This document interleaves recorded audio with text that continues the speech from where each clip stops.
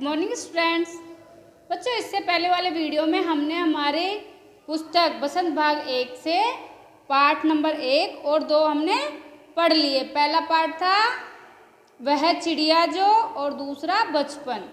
आज हम हमारी पाठ्य पुस्तक का अगला पाठ 3 जिसका नाम है नादान दोस्त। आज हम हमारा पाठ 3 नादान दोस्त पढ़ेंगे, जिसके राइटर कौन है, लेखक कौन है, मुंशी प्रेमचंद। तो पाठ बड़ा है। आप लोग सबसे पहले तो अपनी किताबें खोल के बैठे मेरे साथ और मेरे साथ साथ किताब में से समझने की कोशिश करें। नादान दोस्त एक कहानी है जिसमें 2 छोटे बहन भाई होते हैं।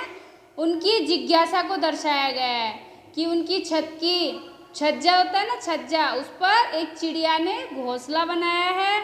तो बच्चे जो होते हैं वो यही सोचते रहते हैं कि चिड़िया ने इसमें अंडे दिए होंगे, कितने अंडे होंगे, उनमें से बच्चे निकलेंगे, बच्चे क्या खाएंगे, चिड़िया को धूप लगती होगी। इस तरह के वो कुछ आपस में दोनों बहन भाई बातें करते रहते हैं, क्योंकि उनकी प्रश्नों का उत्तर देने के लिए उनके घर में उनके मम्मी पापा के पास कोई टाइम ही नहीं रहता। मम्मी अपने काम में व्यस्त रहती है और पापा अपनी पुस्तक पढ़ने में। तो उसी को दर्शाया गया इस कहानी में। तो हम कहानी शुरू करते हैं। इसमें प्रेमचंद जी ने बाल सुलभ आकर्षण एवं जिज्ञासा को केशव और श्यामा नामक बच्चों के माध्यम से व्यक्त किया है। केशव व श्यामा दोनों भाई बहन हैं। इनके घर के अंदर कार्निस पर एक चिड़िया ने अंडे दिए थे, इसलिए वह चिड़िया वहाँ आती जाती रहती थी। दोनों बच्चे उन्हें चिड़ा और चिड़िया बैठे हुए चिड़ा और चिड़िया को बड़े ध्यान से देखते थे। और वह सुबह उठते ही सबसे पहले आंखें मलते हुए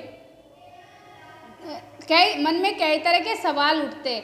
इस चक्कर में वहाँ दोनों बच्चों को दूध जलेबी का मनपसंद नाश्ता करने का भी ध्यान नहीं रहता था।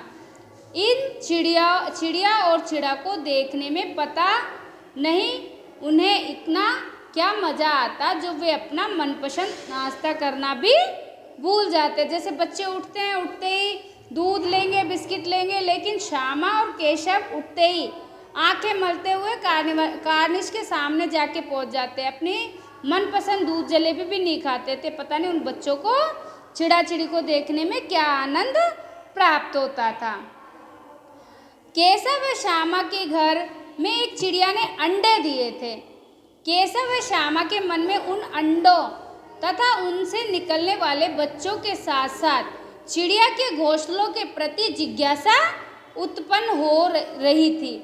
मतलब और आगे सोच रहे थे कि चिड़िया ने अंडे दिए होंगे, कैसे रखे होंगे, घोंसला कैसा होगा, इस तरह के और प्रश्न उनके अंदर प्रकट हो रहे थे।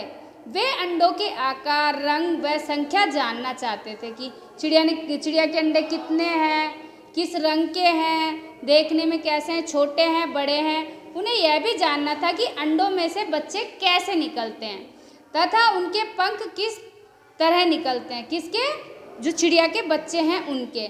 बच्चों को उनके घोंसले के विषय में भी जानकारी लेनी थी, परंतु उन्हें कहीं से भी कोई जानकारी नहीं मिल पा रही थी।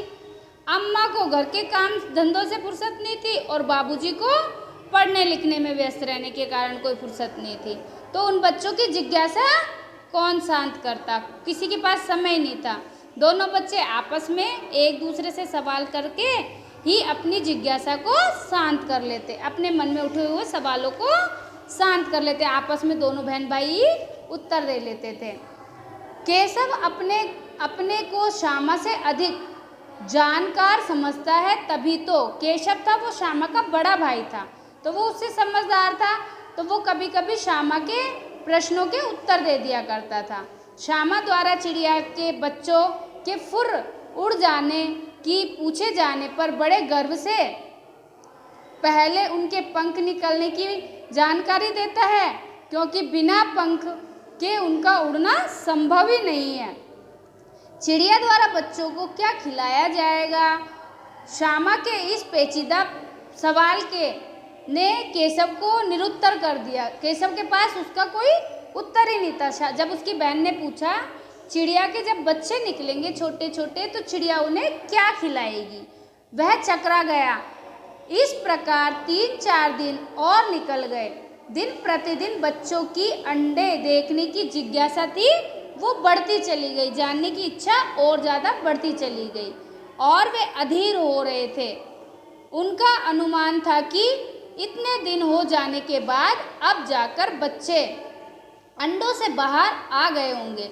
मतलब काफ़ी टाइम हो गया, उनको तो यही लग रहा था कि चिड़िया ने अंडे दे दिए, अंडे में से अब बच्चे भी निकल गए होंगे। केशव व श्यामा को चिड़िया के बच्चों के लिए खाने की चिंता सता रही थी कि अब अंडों में से बच्चे आ गए, अब वो चिड़िया अपने बच्चों को क्या खिलाएगी। दोनों बहन भाई इस प्रश्न से बहुत परेशान रहते थे।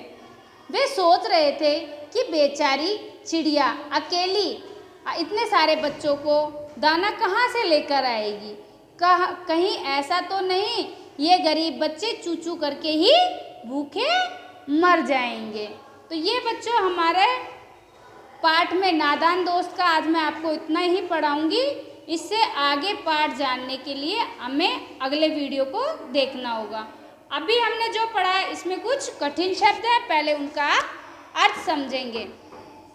जैसे कार्निश, कार्निश क्या होती है, दीवार के ऊपर का आगे बढ़ा हुआ हिस्सा जो होता है, भाग होता है, जिसको हम छज्जा भी बोलते हैं। हमारे घर पर होता है ना जो छत से बाहर निकली हुई थोड़ी होती है, उसको क्या बोला जाता है, छज्जा। इसी प्रकार सुध, सुध मतलब ध्यान या जानकारी। पर एक ऊपर होता है, पर यहाँ पे पर का अर्थ क्या है, पंख। इसी प्रकार तसल्ली, तसल्ली का अर्थ होता है संतोष या आराम।